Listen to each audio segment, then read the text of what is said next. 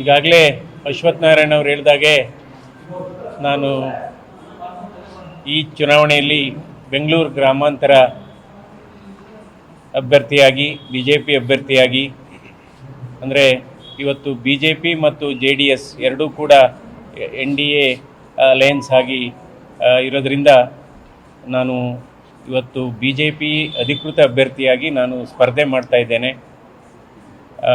ತುಂಬ ಆತ್ಮವಿಶ್ವಾಸ ಇದೆ, ಆತ್ಮಸ್ಥೈರ್ಯ ಇದೆ. ನಾವು ಈ ಸರಿ ಬೆಂಗಳೂರು ಗ್ರಾಮಾಂತರ ಲೋಕಸಭಾ ಕ್ಷೇತ್ರ BJP ತೆಕ್ಕೆಗೆ ಬರುವುದು 100ಕ್ಕೆ 100ರಷ್ಟು ಸತ್ಯ ನಿಜ ಅಂತ ನಾನು ಅಂದ್ಕೊತೀನಿ.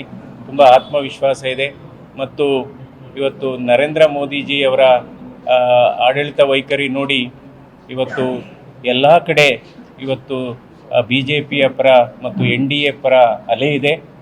ಈಗಾಗಲೇ ಇದು ಹ್ಯಾಟ್ರಿಕ್ ಎಲೆಕ್ಷನ್ ಅಂತ ಹೇಳಬೇಕು. ಯಾಕೆಂದರೆ 2014ರಲ್ಲಿ ಅವರ ಮೊದಲನೇ ವಿಜಯ, ನಂತರ 2019, ಸೊ 2024ರಲ್ಲಿ ನರೇಂದ್ರ ಮೋದಿಯವರ ನಾಯಕತ್ವದಲ್ಲಿ ಇವತ್ತು ಒಂದು ಈಗಾಗಲೇ ಹೇಳಿದ್ದಾರೆ ಸುಮಾರು 400 ಕ್ಷೇತ್ರಗಳಲ್ಲಿ ಗೆಲ್ಲುವ ವಿಶ್ವಾಸವನ್ನು ಸನ್ಮಾನ್ಯ ಪ್ರಧಾನಮಂತ್ರಿಗಳಲ್ಲಿ ಹೇಳಿದ್ದಾರೆ. ಸೊ ಹೀಗಾಗಿ ನನಗೂ ಕೂಡ ಈ ಪ್ರಕ್ರಿಯೆಯಲ್ಲಿ ಭಾಗವಹಿಸಿದ್ದು ಸಂತೋಷ ತಂದಿದೆ. ಹೀಗಾಗಿ ತಮ್ಮೆಲ್ಲರ ಆಶೀರ್ವಾದ ಮತ್ತು ಪ್ರೀತಿ ಮತ್ತು ಅಭಿಮಾನ ಇರಲಿ ಅಂತ ಎಲ್ಲರಲ್ಲೂ ಕೇಳ್ತೇನೆ. ಈಗಾಗಲೇ ಅಶ್ವಥ್ ನಾರಾಯಣ ಅವರು ಹೇಳಿದಾಗೆ ನಾನು ಈ ಚುನಾವಣೆಯಲ್ಲಿ ಬೆಂಗಳೂರು ಗ್ರಾಮಾಂತರ ಅಭ್ಯರ್ಥಿಯಾಗಿ BJP ಅಭ್ಯರ್ಥಿಯಾಗಿ ಅಂದರೆ ಇವತ್ತು BJP ಮತ್ತು JDS ಎರಡೂ ಕೂಡ NDA ಅಲಯನ್ಸ್ ಆಗಿ ಇರೋದರಿಂದ ನಾನು ಇವತ್ತು BJP ಅಧಿಕೃತ ಅಭ್ಯರ್ಥಿಯಾಗಿ ನಾನು ಸ್ಪರ್ಧೆ ಮಾಡ್ತಾ ಇದ್ದೇನೆ.